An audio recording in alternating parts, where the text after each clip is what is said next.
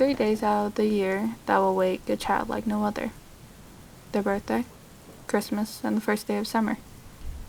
Because for each, the possibilities are endless. Today was Todd's first day of summer. The sun was up and the clouds had receded to indulge a baby blue sky. He couldn't have asked for a better day. Todd hopped out of bed and dressed with the speed that only a 14-year-old could achieve, and just like that, he was halfway down the stairway, skipping steps loudly as he made his way to the kitchen. Skidding to a stop right beside the doorway, he poked his head around to catch a look at his parents. And there, just like every other day, were Mom and Dad. As I'm sure you're aware, adults possess a strange habit called repetition. Every morning at exactly 4:45, his parents wake up.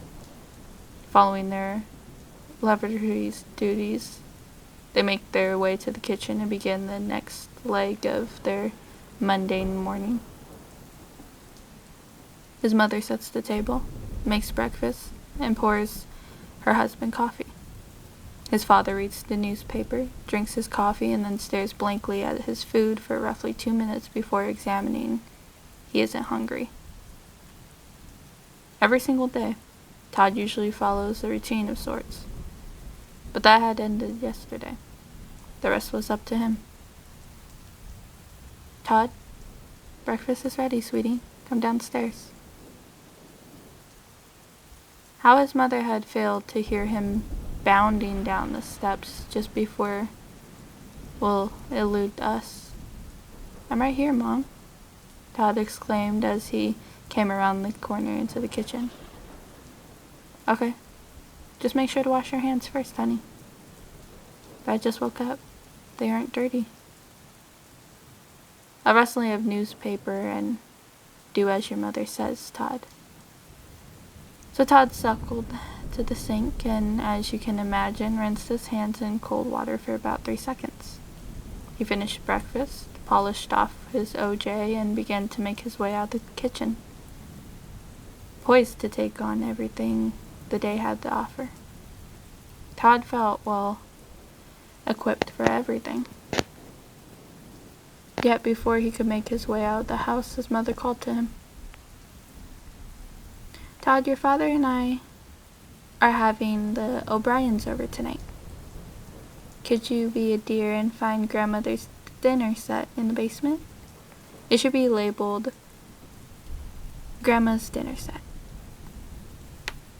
Reluctant to do so, Todd sauntered towards the basement door. When it comes to performing tasks we'd rather just avoid, 2 clear options became available. Either virgin defiance and not do it, or charge head first and simply get it over with.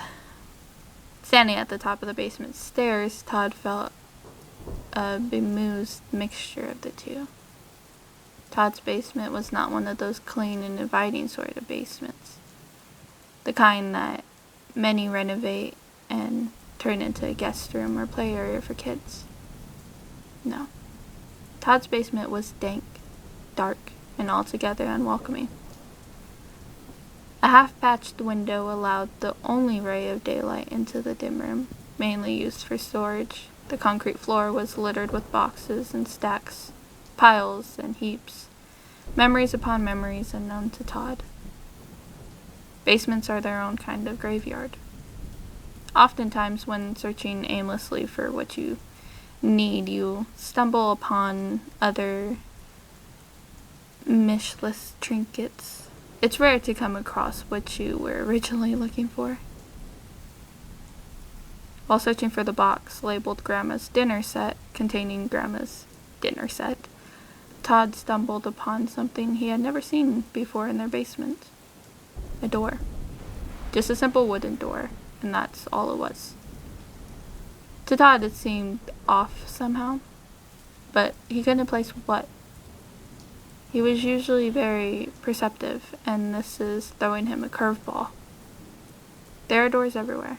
Just because he hadn't noticed this door before now didn't set it apart from any other. Yet the longer he stared at it, the more perplexing it became. Not the door itself, but where it was. Tucked into the back corner next to the crook in the walls, just a few feet to the right and below the patched window. That's what didn't make sense. Because of the window, because of the wall it was built into, and because it probably led outside or straight into dirt and earth. Just as Todd had never seen this door, he knew they did not have a basement door from their backyard. They didn't even have a bulkhead, but that's where the door had led. Out of impulse, Todd walked straight for the door and grabbed the knob. It was cold.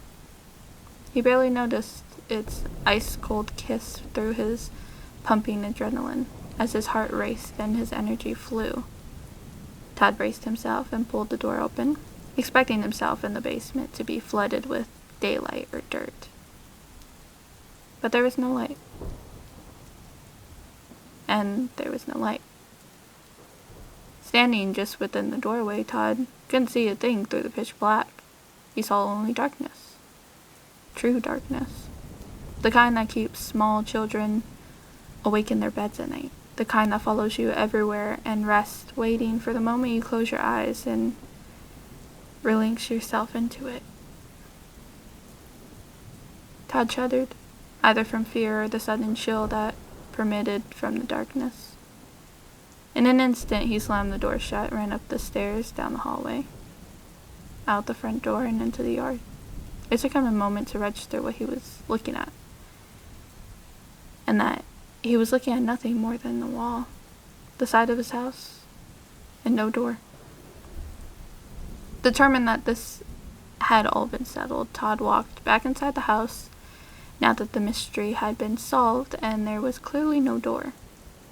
He could locate his grandmother's dinner set and get on with his day. Taking the steps one at a time, pondering exactly what he would do once this was over, Todd had just reached the basement landing when he froze. The door was still there, and it stood wide open in a sinisterly inviting sort of way. He was certain he slammed the door shut. As humans, we have the capacity to make mistakes. It's what we do. We are, initially, creatures of curiosity. A perfect example lies in last week's takeout. Your roommate wants to know if it's still any good, so he takes a chance and smells it, and he's immediately assaulted with the pungent scent of turned food. Now, the initial odor is enough to warn any sensible person that their food has gone bad. But does that stop him from slowly putting his face back into the lo mein for a second whiff? No, of course not. And so just like that, Todd decided to take a second sniff of the lo mein before him, already knowing that it had been turned. He stuck his head inside the doorway.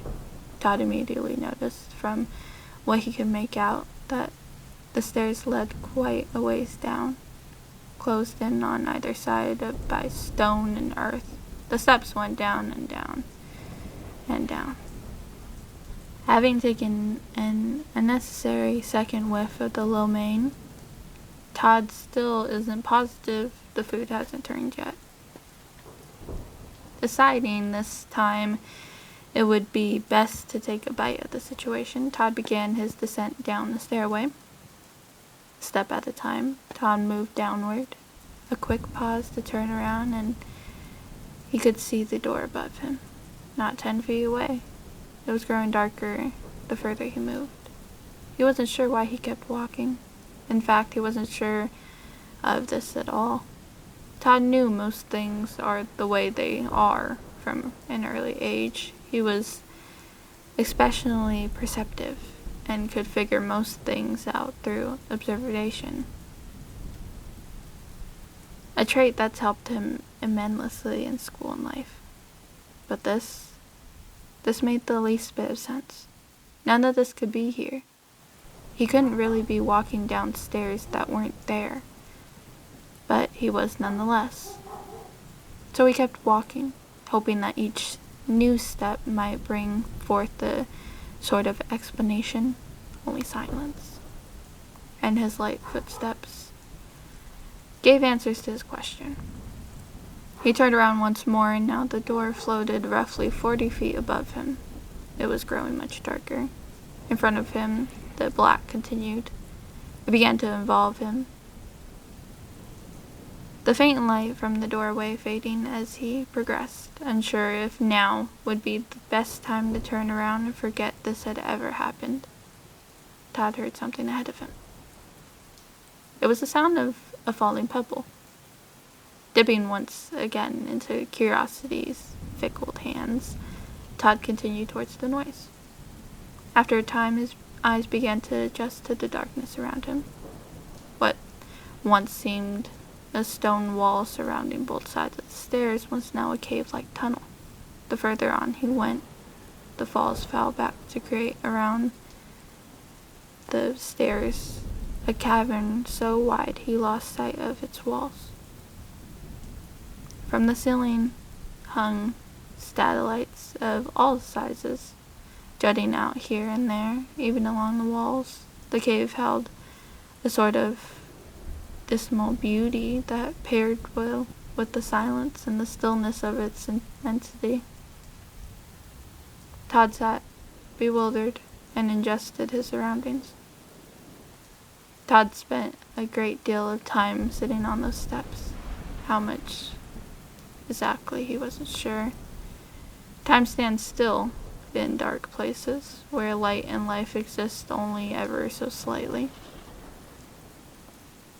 He was feeling hazy, almost tired, when once more Todd heard the faint sound of a pebble falling. Somewhere close and up ahead, he looked up, and in a state of wonder, fixed his gaze upon something equally terrible and wonderful. The stalactites Todd had seen earlier had covered the ceiling and walls. Were not like something out of a nightmare. Hundreds of empty eyes had bored down upon Todd. What he had mistaken for stalactites were rock formations of a sort that in shape only resembled stalactites. Instead of pointing ends, they tapered off into asymmetrical spheres that looked shockingly like heads. Within them laid pits, dark eyes that stared blankly into Todd as he looked in shock. In an instant he was flying up those stairs, towards the door he knew still rested above him, unaware of the eyes still following him. Todd sprinted and skipping steps in an effort to rid himself of all of it. He was running then, staring at the ground, fearful to trip on anything unseen, his heart racing and his mind in shambles. Upward, further and further, Todd looked ahead to see how close he had come to the door, and for a moment he saw nothing.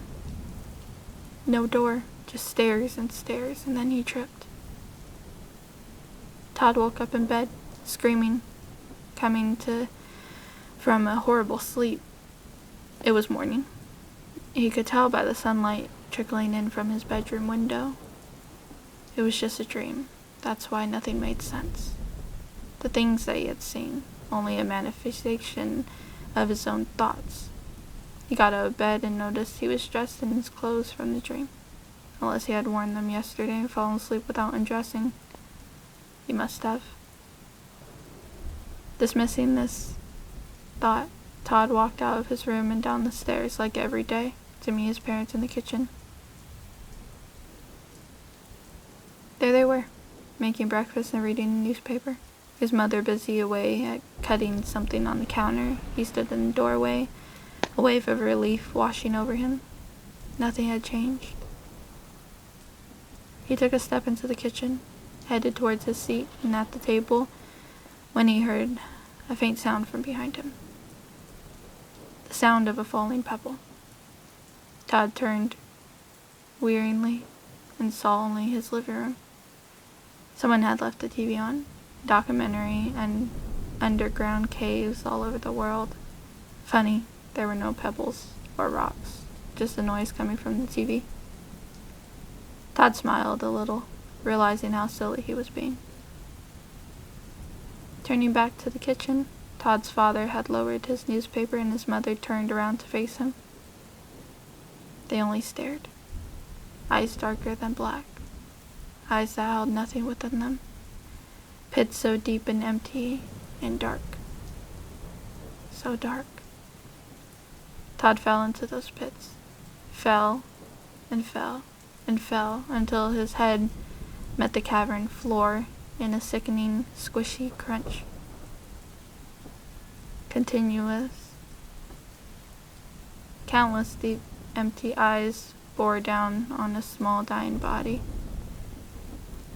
Todd twitched twice, violently, involuntarily, and then fell lifeless. All of the eyes, even the dead ones, they just kept staring.